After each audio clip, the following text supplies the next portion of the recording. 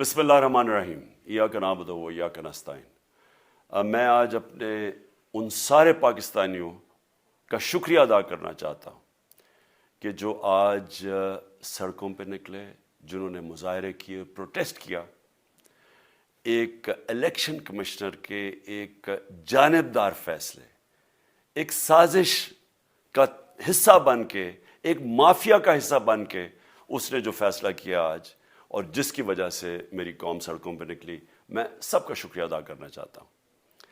پہلے تو میں اپنی قوم کے سامنے یہ رکھنا چاہتا ہوں، یہ کیا فیصلہ ہے، یعنی یہ توشہ خانہ کیا چیز ہے؟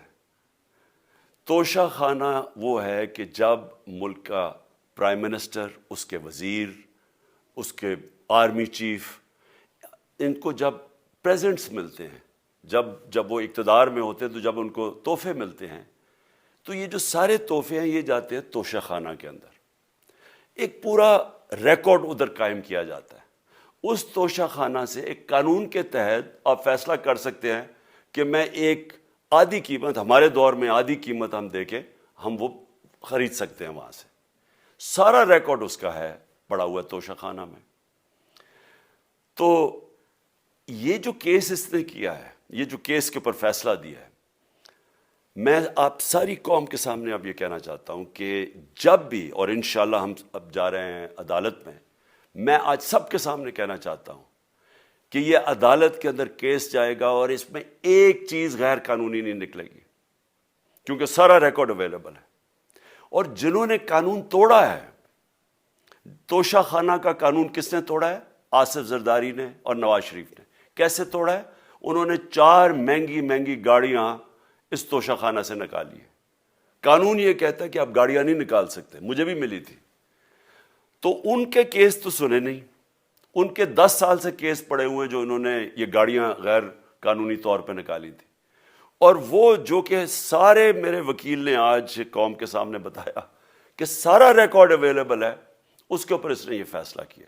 تو پہلے تو ہم جائیں گے انشاءاللہ عدالت میں، لیکن میں اس الیکشن کمشنر کے اوپر اپنی قوم کے سامنے اس کا ذرا اصلیت رکھنا چاہتا ہوں۔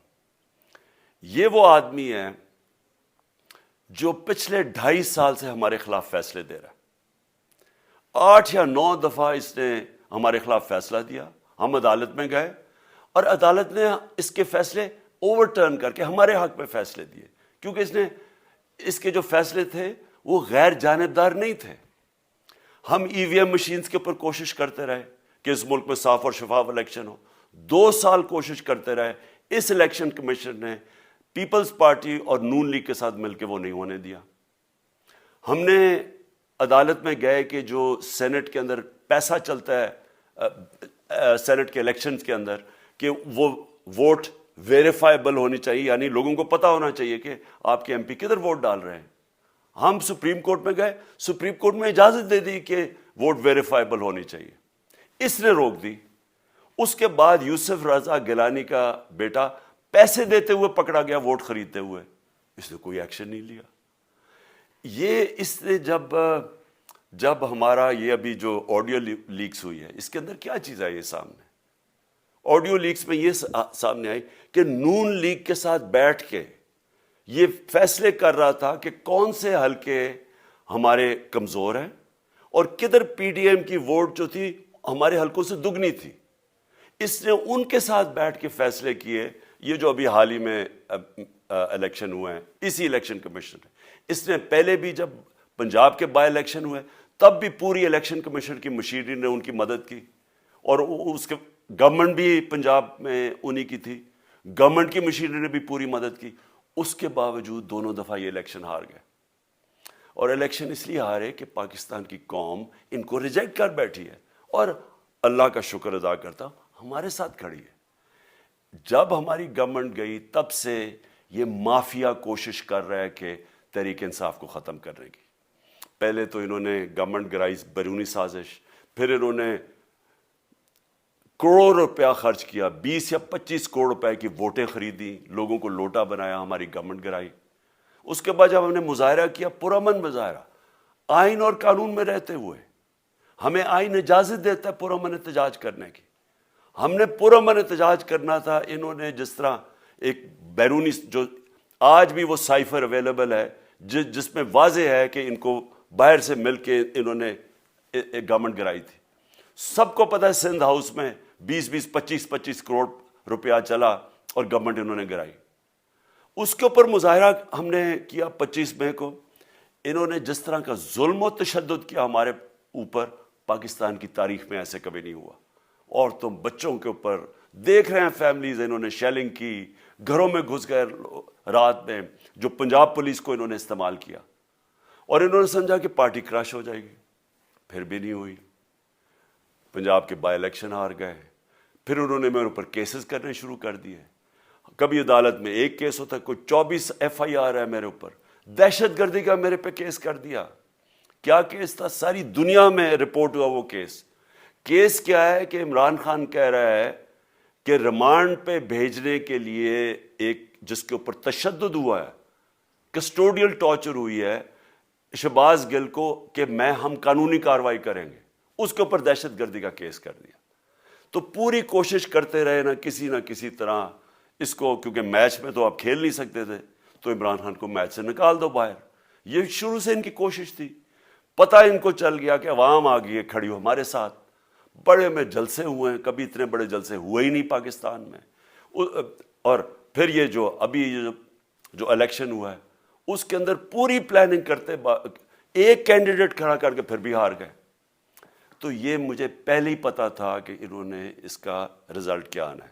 میری ساری پارٹی کو پتا ہے, میں نے ان کو واٹس ایپ کیا, اپنے سارے لوگوں کو بتایا. مجھے کل رات میں نے سب کو بتا دیا کہ اس نے ڈسکوالیفائی کرنا ہے, کیونکہ یہ اس سازش کا حصہ ہے, یہ مافیا کا حصہ ہے. اور مافیا کیا کوشش کر رہی ہے, یہ ذرا ساری قوم سن لو.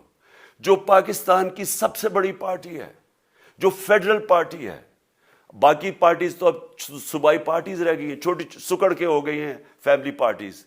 جو سارے ملک کے اندر ایک فیڈرل پارٹی ہے, اس کو ختم کرنے کی کوشش کر رہے ہیں. اور یہ میں پھر سے اس ملک کی تکلیف دے جو ہمارا تاریخ کا حصہ تھا, جب ایسٹ پاکستان ہمارے سے علیحدہ ہوا, کیا ہوا تھا؟ جو پارٹی کو سب سے بڑا مینڈیٹ ملا اسی پارٹی کو ختم کرنے کی کوشش کی. ملک کا جو ہوا وہ تاریخ کا حصہ ہے. یہ پھر کوشش کر رہے ہیں کہ ایک پارٹی جو ساری فیڈریشن کو اکٹھا رکھ سکتی ہے, اسی پارٹی کو ختم کرنے کی کوشش کر رہے ہیں کہ جناب عمران خان کو کسی طرح ڈسکوالیفائی کریں اور پھر الیکشن ہو.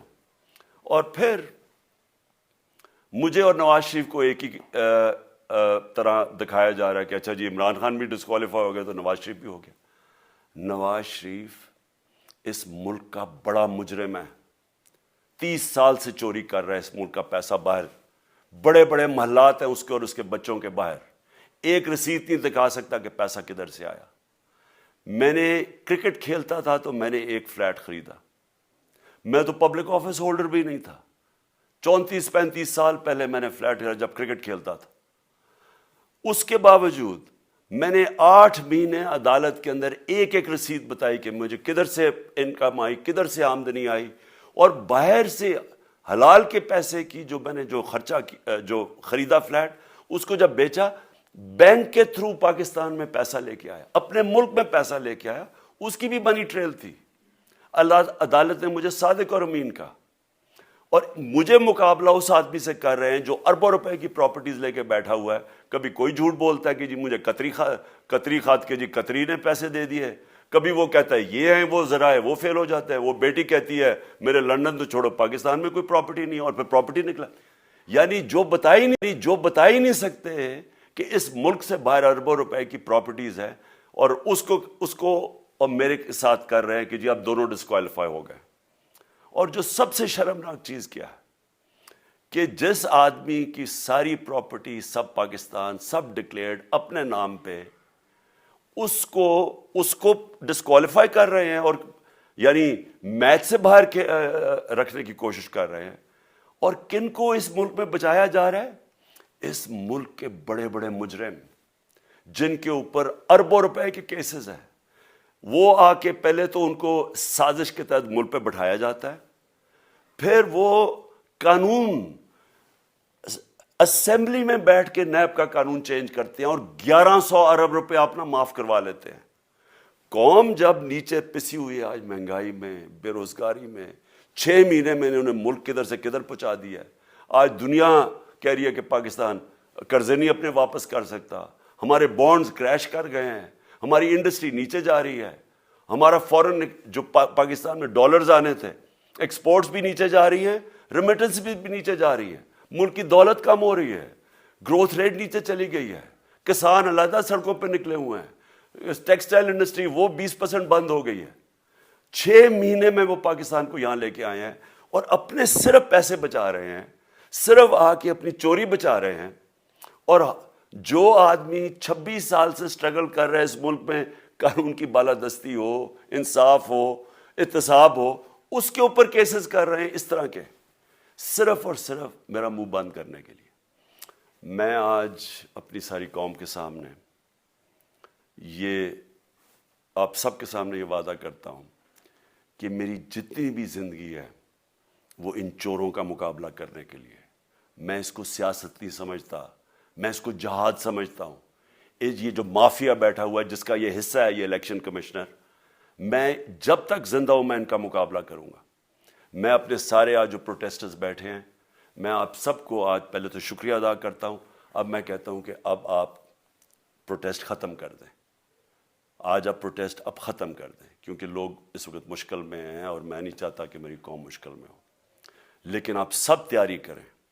میں نے کہا تھا مہینے کے اینڈ میں لانگ مارچ کروں گا, اور میں پوری طرح انشاءاللہ اس ملک کی تاریخ کی یہ سب سے بڑا پروٹیسٹ ہوگا.